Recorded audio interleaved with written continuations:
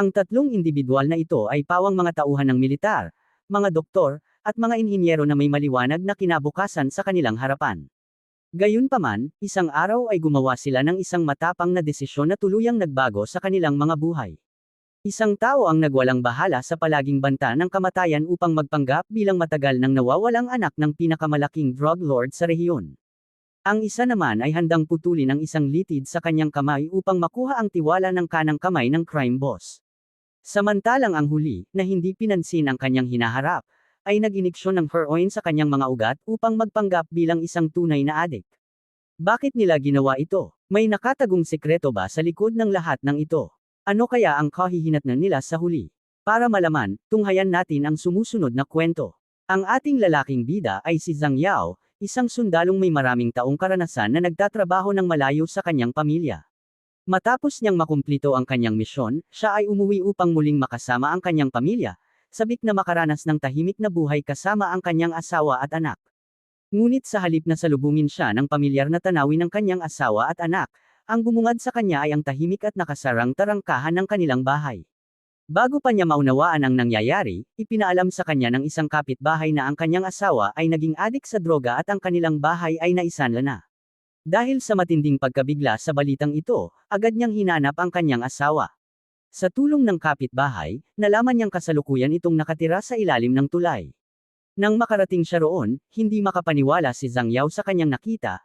Ang dati napakagandang babae ay ngayon ay lubhang naghihirap at halos hindi na makilala sa sobrang pagkasira ng kanyang anyo. Lumalabas na upang kumita ng pera para sa kanilang pamilya, tumanggap si Zhang Yao ng trabaho na malayo sa kanilang tahanan. Samantala, ang kanyang asawa ay nanatili sa bahay upang magpatakbo ng isang restoran at alagaan ang kanilang anak. Ngunit hindi nagtagal ang payapang buhay na iyon. Isang araw, may isang grupo ng mga salbaheng lalaki ang dumating sa restoran, at matapos kumain ay nagpakana sila ng isang panlilinlang, palihim nilang nilagyan ng opyo ang kanyang inumin.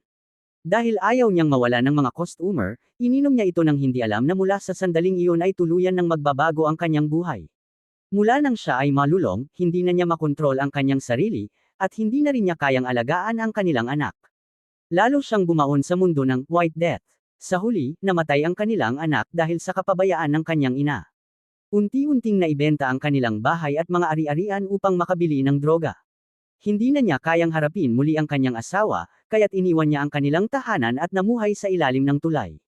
Nang muling matagpuan ni Zhang Yao ang kanyang asawa, nakiusap siya rito na huwag gumawa ng anumang kapusukan, at nangakong tutulungan niya itong makabangon, magbago, at magsimulang muli, ngunit ang matinding pagsisisi na kanyang nararamdaman ay naging dahilan upang hindi niya mapatawad ang kanyang sarili. Matapos ang huling paghingi ng tawad, tumalon siya sa harap ng isang sasakyan habang desperadong sumisigaw si Zhang Yao.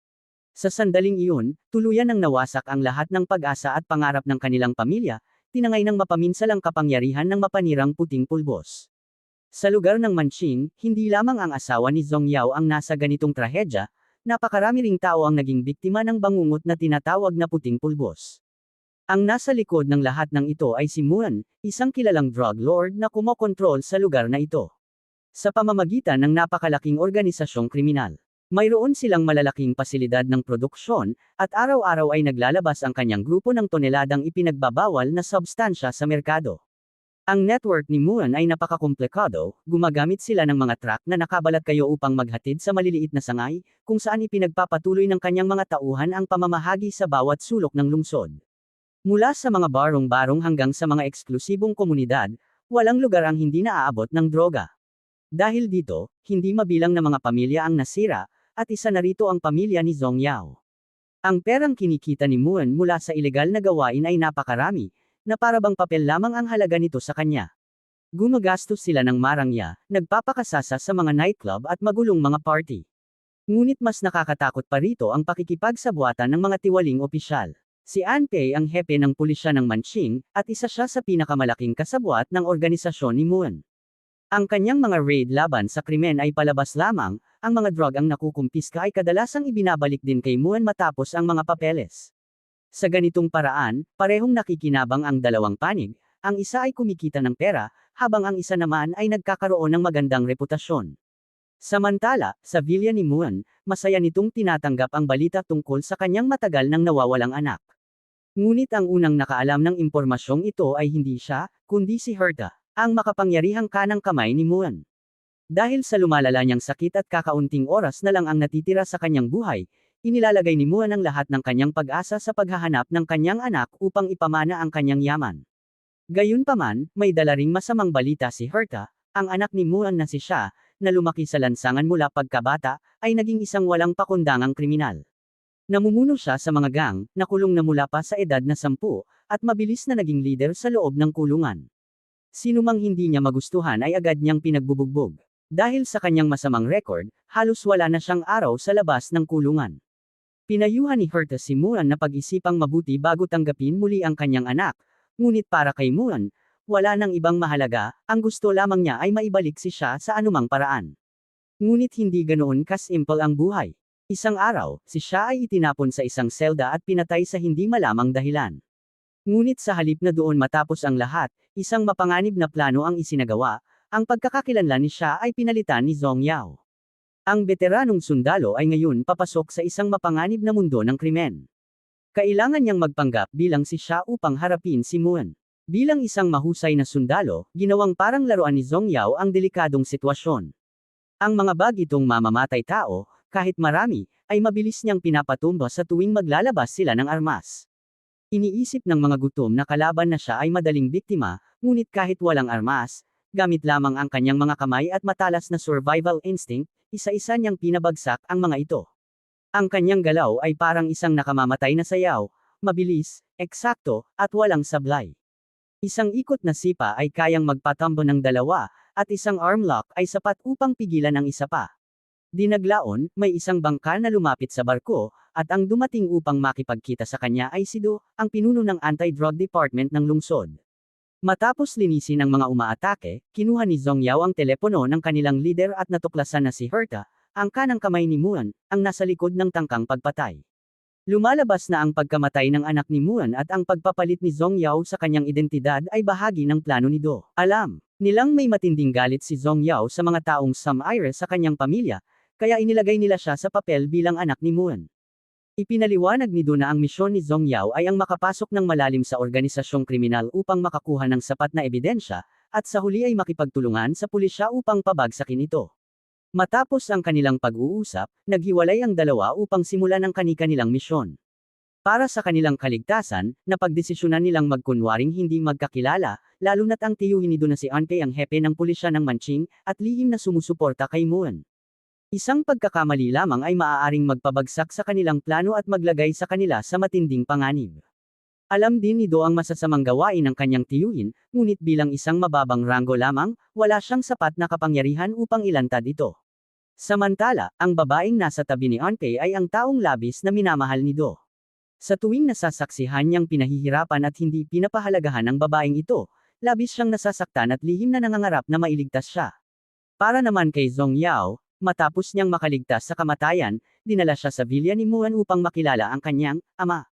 Perpekto niyang ginampanan ang papel ni Sha, nagpanggap siyang isang walang pinag-aralan at pasaway na anak, mula sa sandaling pumasok siya sa pintuan, hindi niya itinuring na mahalaga ang sinuman sa ilalim ni Mukan. Ginamit pa niya ang teleponong nakuha niya sa bangka upang matuntan ang taong nagtangkang pumatay sa kanya. Ngunit bago pa siya makakilos, binaril ni Herta ang lalaking iyon sa harap ng lahat. Dahil sa takot na mabunyag, agad niyang pinatay ang tao upang patahimikin ito, at ginamit ang dahilan na ang sinumang magtatangkang gumawa ng ganoong bagay ay nararapat lamang sa isang bala.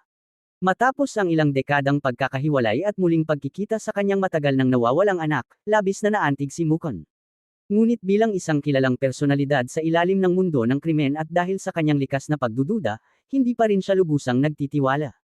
Kahit pa ipinaalam sa kanya na tugma ang DNA nilang mag-ama, palihim pa rin niyang kinuha ang tuwalyang may dugo sa mukha ni Zhong Yao upang kumuha ng sample para muling ipasuri. Nang makumpirma ang resulta na si siya nga ang kanyang anak, saka lamang niya tuluyang inalis ang kanyang pagdududa at tinanggap ito. Kinagabihan, nagdaos si Mukan ng isang napakalaking handaan at inimbitahan ng maraming kilalang personalidad. Sa party, opisyal niyang ipinakilala si Xiong bilang tagapagmana na nais niyang pumalit sa kanya.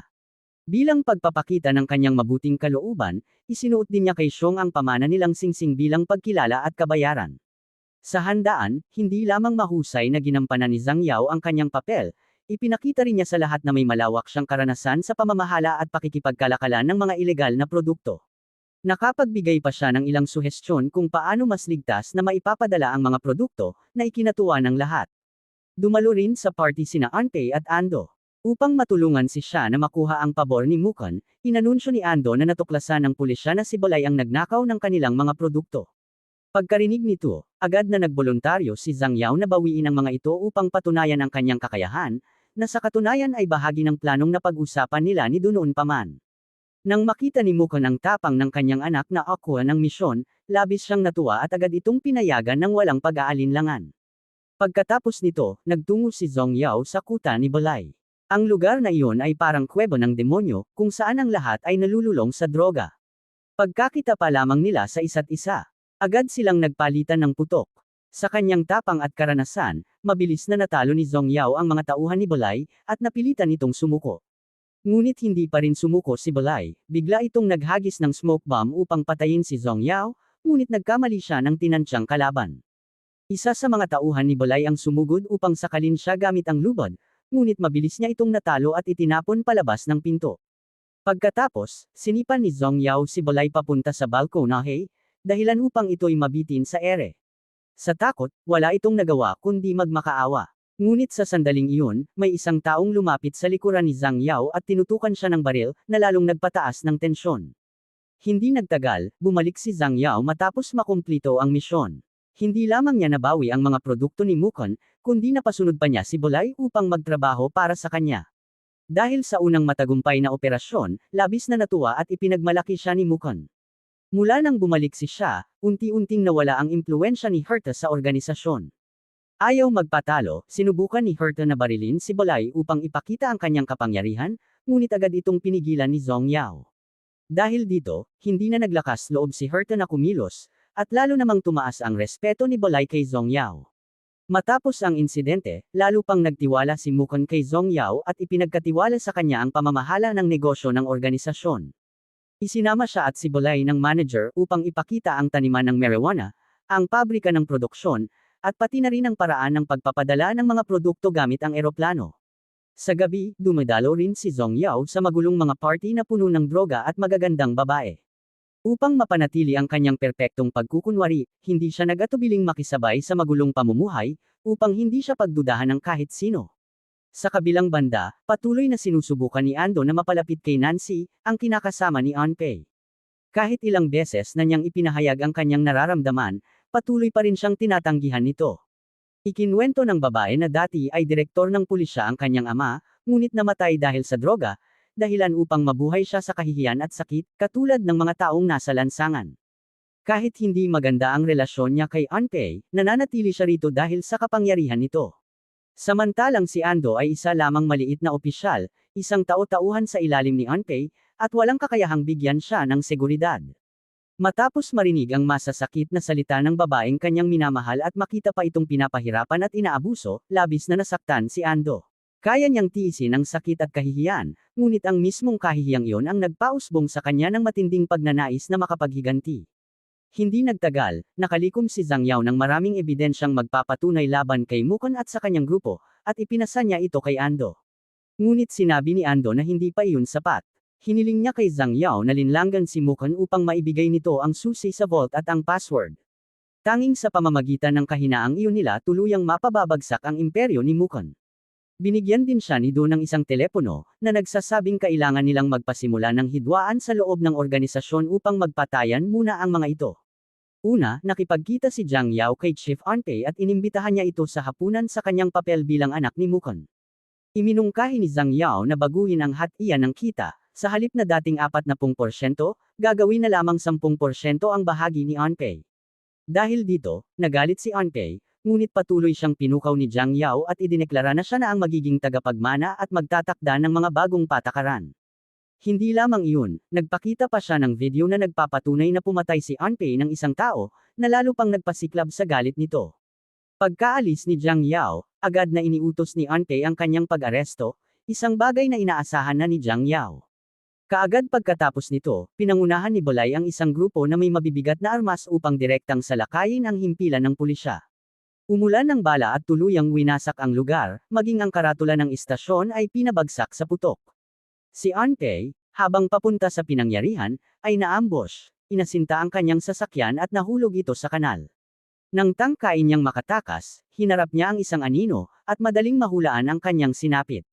Sa himpilan ng pulisya, nang hamupa na ang kaguluhan, dumating si Do upang iligtas si Jiang Yao at dinala siya upang makipagkita kay Mukon sa huling pagkakataon. Sa oras na iyon, nasa kritikal na kalagayan si Mukon dahil sa atake sa puso.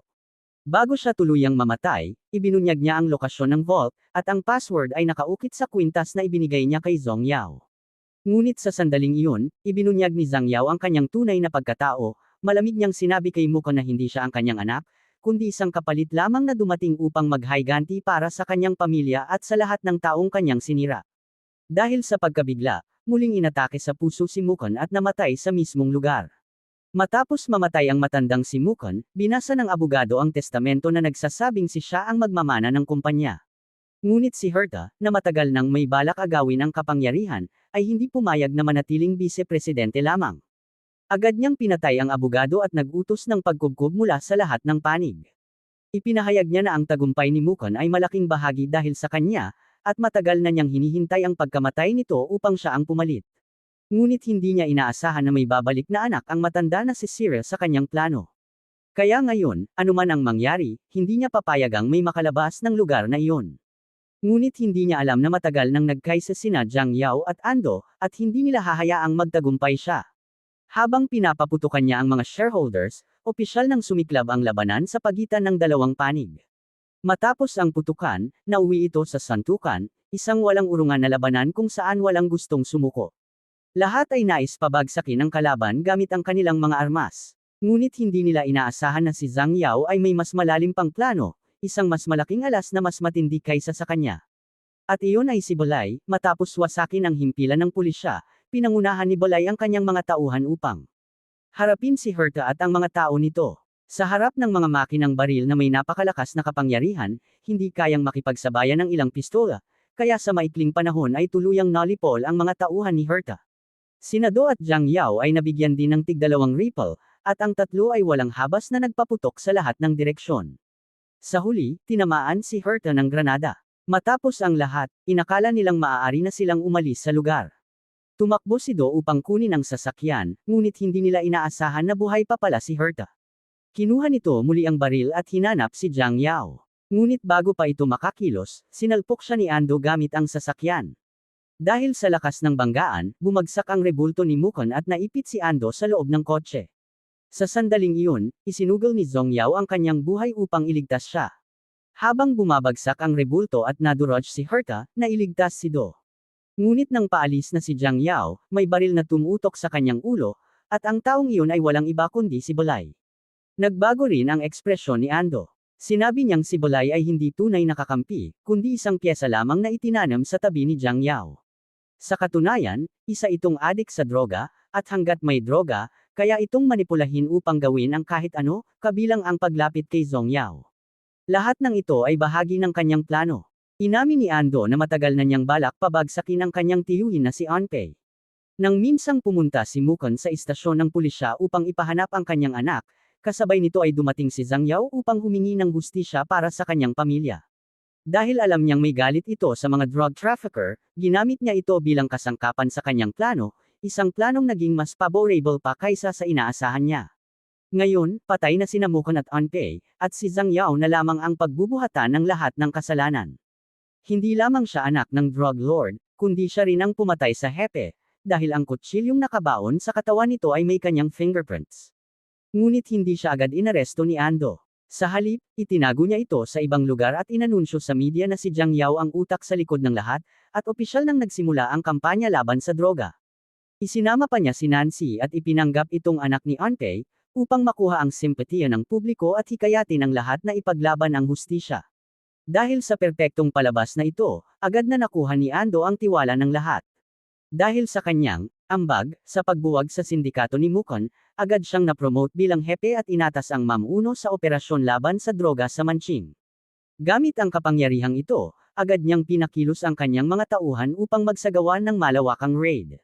Dahil dati siyang kasama sa mga ilegal na gawain ng kanyang tiyuhin, kabisado niya ang bawat sulok ng operasyon. Isa-isang sinalakay at winasak ang mga lugar ng produksyon at bentahan ng droga. Sa ilalim ng maskara ng pagpapatupad ng batas, naganap ang malawakang pagpatay. Maging ang mga opisyal na kasabwat ni Mukon ay hindi nakaligtas. Isa-isang bumagsak ang mga pangunahing lokasyon ng droga hanggang tuluyan itong mabura. Dahil dito, labis na tumaas ang reputasyon ni Ando, itinuring siyang bayani ng buong Manching. Ngunit hindi alam ng lahat na sa likod ng kanyang imahe, palihim niyang inutusan si Balay na kolektahin ang lahat ng nakumpiskang droga para sa kanyang sarili. Hindi lamang iyon, kinuha rin niya ang vault ni Mukon na naglalaman ng bilyong dolyar. Upang mapanatili ang kontrol sa mga ito, naghanda siya ng mas malaking plano. Plano ni Ando na magsagawa ng sabayang burol para kina Anpei at Mukon sa isang templo, upang makaakit ng media at mga makapangyarihang tao, mga opisyal at mga personalidad sa ilalim ng mundo ng krimen. Layunin niyang gamitin ito bilang huling hakbang upang lalo pang umangat. Lihim niyang inutusan si Balay na pagkatapos ng seremonya, ilabas si Nancy, isara ang mga pinto ng templo, at patayin ang lahat ng nasa loob. Pagkatapos, inutusan niya ang kanyang mga tauhan na patayin si Balay at linisin ang lahat ng ebidensya. Matapos ayusin ang lahat, kinuha niya si Zhang Yao at isiniwalat ang buong plano, pati na rin ang balak niyang ipasarito ang lahat ng sisi. Ipapakalat niya na si Zhang Yao ang may pukana ng terorismo bilang paghihiganti. Sa oras ng seremonya, habang naroon ang lahat, biglang tumayo si Nancy at inalis ang telang narcotic na naglantad ng napakaraming droga sa harap ng lahat. Habang naguguluhan ang mga tao, tumakbo siya palabas at isinara ang pinto. Kasabay nito, pinasabog ni Ando ang lugar gamit ang kanyang telepono. Nagkagulo ang lahat, ngunit wala silang magawa. Sa kabilang banda, labis ang tuwa ni Ando, iniisip na tapos na ang era ni Mukon at Anpei, at nagsisimula na ang kanya. Ngunit hindi niya inaasahan na pati ang vault na may bilyong dolyar ay sumabog din. Dito ibinunyag ni Zhang Yao ang katotohanan, na sina Balay at Nancy ay may sariling dahilan. Pareho silang nawala ng pamilya dahil sa droga, kaya matindi ang kanilang galit sa mga sangkot dito. Matagal na silang nagtutulungan upang pabagsakin ang sistema. Kasama si Zhang Yao, pinlano nilang pabagsakin si Ando. Sa huli, nang tangkaing patayin ni Ando sina Nancy at Balay, pinasabog ni Nancy ang bomba sa kanyang sarili upang madamay silang lahat. Sa natitirang laban ni Ando at Zhang Yao, akala ni Ando ay makakatakas pa siya, ngunit hindi niya alam na may nagla-live broadcast ng lahat, isang batang babae mula sa slum na isa ring biktima ng droga. Sa huli, nabunyag ang lahat ng kanyang krimen. Nawalan siya ng kapangyarihan at reputasyon, at agad siyang hinatulan ng kamatayan ng mga awtoridad. Sa pagtatapos ng pelikula, nang bumagsak sina Mukon, Anpei, at Ando, tuluyan ring nagwakas ang kanilang imperyo. Walang nakaalam sa sakripisyo ni Zhang Yao, Nancy, at Balay, ngunit hindi na iyon mahalaga. Dahil pinili nilang tahakin ang landas na iyon, handa silang isugaw ang kanilang buhay para sa kapayapaan ng lungsod. Dahil sa kanila, nalinis ang lugar, at ang mga biktima ay nabigyan ng mas maayos na buhay. Bagamat hindi nabigyan ng pagkilala, mananatili sa alaala ng mga tao ang kanilang ginawa, bilang mga tahimik na bayani na nagdala ng hustisya at pag-asa sa isang lungsod na matagal nang nagdurusa. Ano ang masasabi mo sa pelikulang ito? Kung nagustuhan mo, huwag kalimutang mag-like at mag-subscribe sa channel para suportahan ako. Maraming salamat, at magkita-kita tayo muli.